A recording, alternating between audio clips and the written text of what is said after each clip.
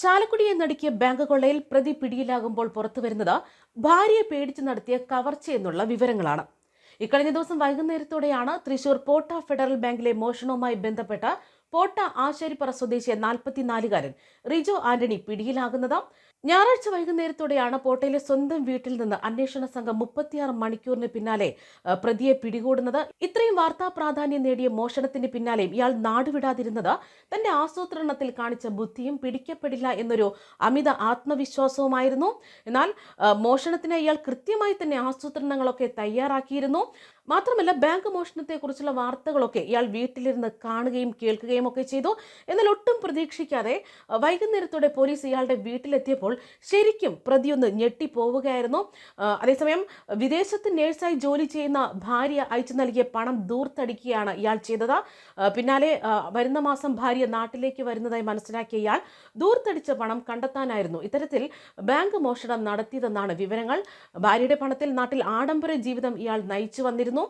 മാത്രമല്ല, കൂട്ടുകാർക്കടക്കം ഇയാൾ ആഡംബര ഹോട്ടലുകളിൽ പാർട്ടി നടത്തിയും സ്റ്റാർ ഹോട്ടലുകളിൽ നിന്ന് ഭക്ഷണം കഴിച്ചുമൊക്കെ സുഖജീവിതമായിരുന്നു ഇയാൾ നയിച്ചു വന്നത്. ഭാവി ജീവിതത്തിന് സ്വരുക്കൂട്ടിയ ഭാര്യ പണിയെടുത്ത പണവും ഇയാൾ ആഡംബര ജീവിതത്തിന് തന്നെ ചിലവഴിക്കുകയായിരുന്നു. അതേസമയം പോലീസ് ഫോൺ രേഖകളും ടവർ ഉൾപ്പെടെ പരിശോധിച്ച് CCTV ദൃശ്യങ്ങൾ നിരീക്ഷിച്ചാണ് പ്രതിയെ കുടുക്കിയതെന്നാണ് വിവരങ്ങൾ. അതായത് ഇയാൾ ബാങ്കിന് എതിർവശത്തുള്ള ഒരു പള്ളിയിൽ നിന്നാണ് ബാങ്കിലേക്ക് നിരീക്ഷണം നടത്തിയിരുന്നത്. ബാങ്കിൽ സുരക്ഷാ ജീവനക്കാരൻ ഇല്ല എന്ന് മനസ്സിലാക്കിയ പ്രതിയാകട്ടെ ഇത്തരമൊരു മോഷണം നടത്തുകയായിരുന്നു. അതിനു മുമ്പ് തന്നെ കാലാവധി കഴിഞ്ഞ ഒരു ATM കാർഡ് ശരിയാക്കാൻ എന്ന് പറഞ്ഞ് ഇയാൾ ബാങ്കിലെത്തിയിരുന്നു. 4 ദിവസം ബാങ്കിലെത്തി എല്ലാം നിരീക്ഷിക്കുകയും ചെയ്തു. അതുമാത്രമല്ല, കൃത്യത്തിന് പിന്നാലെ പോലീസിനെ വഴിതെറ്റിക്കാനടക്കം ഇയാൾ പല ശ്രമങ്ങളും നടത്തിയിരുന്നു. എന്നാൽ ഇയാളുടെ ഷൂസിനടിയിലെ ഒരു നിറമാണ് പോലീസിന് കച്ചിത്തുരുമ്പായത്. മങ്കി ക്യാപ്പും അതിനു മുകളിൽ വെച്ച ഹെൽമറ്റും തന്റെ മുഖം കൃത്യമായി മറയ്ക്കുമെന്ന് ഇയാൾ കരുതിയിരുന്നു. ഇടയ്ക്കിടയ്ക്ക് വഴിയിൽ വസ്ത്രങ്ങൾ മാറുമ്പോൾ പോലും ഇയാൾ ഹെൽമറ്റ് മാറ്റിയില്ല. ബാങ്കിൽ നിന്ന് 1.5 കിലോമീറ്റർ മാത്രം അകലെയുള്ള വീട്ടിലേക്ക് ഇയാൾ ഉൾ റോഡിലൂടെ മാറി മാറി സഞ്ചരിച്ചിരുന്നു. അതുപോലെ തന്നെ ഗ്ലൗസ് ധരിച്ചതുകൊണ്ട് വിരലടയാളം ലഭിക്കില്ല എന്നും ഇയാൾ വിശ്വസിച്ചിരുന്നു. യാത്രയ്ക്ക് മുൻപും നീക്കം ചെയ്ത സ്കൂട്ടറിന്റെ കണ്ണാടി ഇടയ്ക്ക് തിരികെ പിടിപ്പിച്ചും ഇയാൾ ആശയക്കുഴപ്പമുണ്ടാക്കാൻ ശ്രമം നടത്തിയിരുന്നു. അതേസമയം ബാങ്കിൽ നിന്ന് മോഷ്ടിച്ചതിൽ നിന്ന് 10 ലക്ഷം രൂപ ഇപ്പോൾ പോലീസ് കണ്ടെടുത്തിരിക്കുകയാണ്. അതുമാത്രമല്ല, പ്രതി ഉപയോഗിച്ച സ്കൂട്ടർ കേന്ദ്രീകരിച്ച് നടത്തിയ അന്വേഷണമാണ് പോലീസിന് റിജോയുടെ വീട്ടിലേക്ക് തന്നെ കൊണ്ടെത്തിച്ചതും.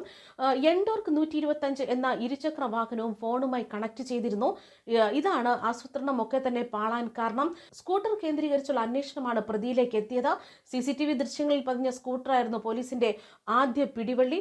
ബാങ്കിലും തൊട്ടുമുന്നിലെ പള്ളിയിലും പരിസരത്തുമൊക്കെ വന്നു പോകുന്നവരിൽ എൻഡോർക്ക് ഉടമകളെ പോലീസ് തേടുകയായിരുന്നു. ഈ പള്ളിയിൽ നിന്ന് റിജോയുടെ ഫോൺ നമ്പറും മറ്റ് വിവരങ്ങളും ഒക്കെ ലഭിച്ചു. തുടർന്ന് ഇയാളെ നിരീക്ഷിക്കുകയായിരുന്നു. സംഭവ ദിവസം മോഷണം നടന്ന സമയത്തിന് 1 മണിക്കൂർ മുമ്പ് റിജോ വീട്ടിൽ നിന്ന് പുറപ്പെട്ടതായും മോഷണത്തിന് പിന്നാലെ 1/2 മണിക്കൂർ കഴിഞ്ഞ് തിരികെ വീട്ടിലെത്തിയതായിട്ടും സ്ഥിരീകരിച്ചു.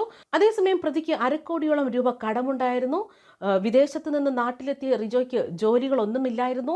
സാമ്പത്തിക ബുദ്ധിമുട്ടുണ്ടെന്ന പ്രതിയുടെ മൊഴി പൂർണ്ണമായി ഇപ്പോഴും പോലീസ് വിശ്വസിച്ചിട്ടില്ല. കുറച്ച് പണം ചിലവാക്കിയെന്നാണ് പ്രതി സമ്മതിച്ചിരിക്കുന്നത്. അതേസമയം കൊള്ള നടത്തിയ ബാങ്കിന് സമീപമായിരുന്നു പ്രതിയുടെ താമസം. പ്രതിക്ക് മറ്റാരുടെയെങ്കിലും സഹായം ലഭിച്ചിട്ടുണ്ടോ എന്നത് പരിശോധിക്കുമെന്നാണ് പോലീസ് വ്യക്തമാക്കുന്നത്. ന്യൂസ് ഡെസ്ക് കർമ്മ ന്യൂസ്.